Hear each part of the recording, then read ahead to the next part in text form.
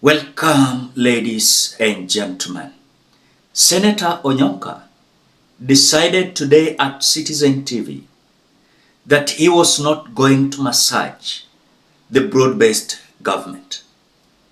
ONYONKA is alleging that since we had the so-called broad-based government, the corruption incidences are the duty of the day. And no one will tell you the truth about whatever is happening in this broad-based government. When ONYONKA said that, we had Ruto's senator at that interview, Hilary Segei, who was so furious. And even he was so disappointed when Senator ONYONKA said that since we had this broad-based government, corruption is the order of the day. I want you to listen to Senator ONYONKA first, then later, I want us to understand what Hilary Segei is saying. Then you will understand that if someone joins the government of the day, even there is a problem, he or she will not say it the way it is, because they want to cover up and show that the government of the day is good. Before we listen to ONYONKA, as you always do, ensure you like the video. When you like the video, you support the work that I'm doing in this channel, because sometimes you watch and you forget liking the video. So it is just a reminder, as you watch, ensure you like the video. Thank you so much for that like. The truth and the reality is, after handshakes, corruption has never reduced. Most probably during Kibaki's time was when there was a little bit of tipping, because we are all watching each other like dogs. The National Assembly, my colleagues who are now in this broad-based government are talking as if they are coming from some world where, according to them, it is their time to eat. My colleagues tell me that they do not give a damn about good governance. Now they are actually in government, and we can go hang. And I've heard my brothers talk about Sifuna was spitting vitriol. Sifuna is not spitting any vitriol, my brother. Sifuna is telling you what you don't want to listen to. He's telling you that out here, the cost of living is high. Out here, corruption has gone beyond any limits. Look at the Kenya human rights record. Look at the way we've been behaving. Look at the way National Assembly MPs are behaving. I can tell you today, go to the National Assembly and see how many people are attending committee meetings and how many are attending the National Assembly. Everybody's traveled out of the country. Billions of shillings, people are just traveling. It's a fact. And the offices are locked up. It's a fact. We are not able to pay rent. We can't pay Kenya Power electricity. We have a regime. In fact, many of our embassies, I can tell you today, guys are writing information telling us, you know what, yeah, we don't know what to do. We are taking our kids to go and work in Qatar and Saudi Arabia. What is happening? If you see what we are receiving, these kids are going there, the agreements which are signed, there were no bilaterals, they are being put in the aeroplanes. When you get to those countries, what happens? The food they are eating is pathetic. The housing that they are getting. In other words, we are failing to understand that the purpose of any management of state resources is to make sure that we serve our public. And my argument is the broad-based government. Look at what is happening this morning. Zoya Sugar has already been sold. The people of Bungoma, they are going crazy. Nobody, there was no public participation. There was no engagement from anybody. Deals are being done. Look at Mumias. Look at Chemelil. Look at Professor Nyong'o. What is he saying? What Orengo and Nyong'o are talking about is this: the bad behavior that we are supposed to protect Kenyans from a bad government and from our bad behavior of corruption and those deals. What has happened, Ayub? We are now actually camouflaging. We are the ones who are covering the nasty stuff that is that is taking place in government. After listening to ONYONKA, coming out clear how William Ruto's government and ODM government. Remember, ODM and UDA, they are together in the broad-based government.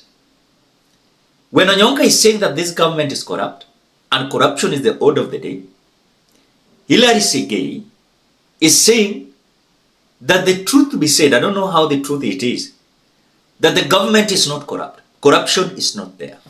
I mean, for Senator Onyonka to say that all colleagues in Parliament, everybody is traveling, is untrue. One of the things that I would want to ask Senator Onyonka is, you know, me, I sit in the Speaker's panel, and every Tuesday, Wednesday, and Thursday, I must be in the House because I am in the duty roster of that House. You are among the people who would rarely appear in the House, and you are now accusing the rest of the colleagues in Parliament that we are not going to the territory I don't want to handle. I am saying, I want to tell you, discuss what I am saying, me, because we sit in community. If I don't come to your Nini, and anyway you don't give me time to speak, allow me please to be the person who goes to my committees, then I come to the House. Stop disparaging my character here. Discuss the content of what I've raised. Senator Onyonka, and I've said, and by the way, I kept quiet because it was a failed state. People refuse to honor court orders. A failed state is when the Chief Justice and all the people are being kicked out of their office. A failed state is a state which has overborrowed. A failed state is a state which can't pay its debts. A failed state is a state which keeps militias in this country. What other characteristics of a failed Senator state? Ayub, allow me now to speak. Listen, allow me, Ayub. No, Ayub. You know, this was my time. It's your time, yeah. It's my time, and I don't heckle. Don't discuss me. I do not interrupt. That is why I've opted to speak. I'm never in Parliament. Now, in this aspect, when you don't have a point, a valid one for that matter, you make noise, you heckle. I don't do that. Now, Parliament is not failed. The Kenya state is not a failed state. Parliamentarians don't travel every day. We have a session that goes on. We normally have a program that we do.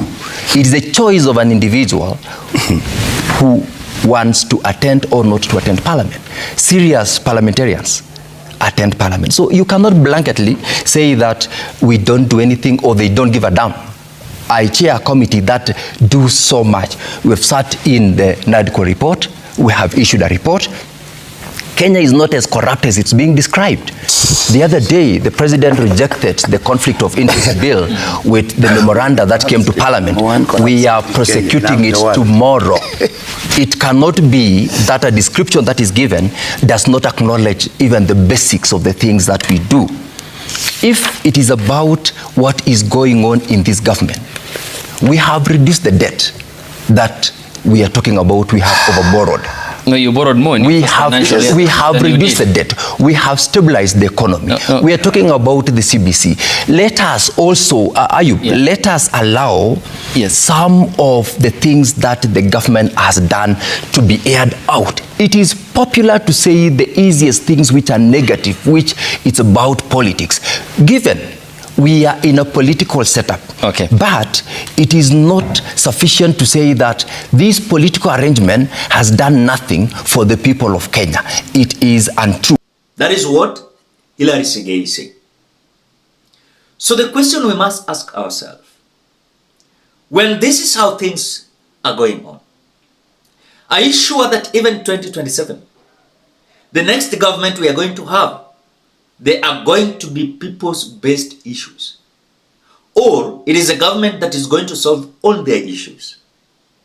Because when you see Onyonka is so brutal on the government, and Hilary Segei is defending and even covering up that there is no corruption, and you can see it, corruption is there. But the truth will not be said because someone who is in the government, I don't know, ni dawa gani huwa wanapewa, they cannot tell the truth. You can even see when the ODM members were given these opportunities to go there as experts, they are unable to say the truth. And whatever they're doing, they are covering up to show they are loyal to William Ruto. And that is why most of the time you'll see them saying those who are destroying them, or rather people like Edwin Sifuna, that let Edwin Sifuna leave them alone so that they can work.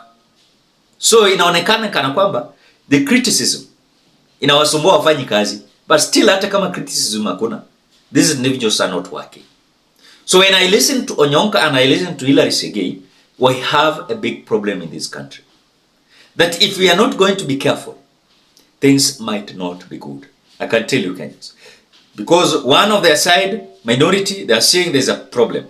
The majority of the government are saying there's a problem. there's no problem. So they must cover up so that you cannot see it. And that is whatever is happening. Ni jambo ambayo kama hatujaangalia vizuri 2027 we might make another mistake. So I think the way Onyonka came up with it, I love it. And that is the way to go. We will tell them the truth and nothing than the truth. What do you think, Kenyans, about what Onyonka said and what Hilary Segei said? Who is saying the truth? Drop your opinion at the comment section below. Otherwise, thank you so much because of your great support. Please consider subscribing, liking, commenting, and sharing this video. Till we meet in another video.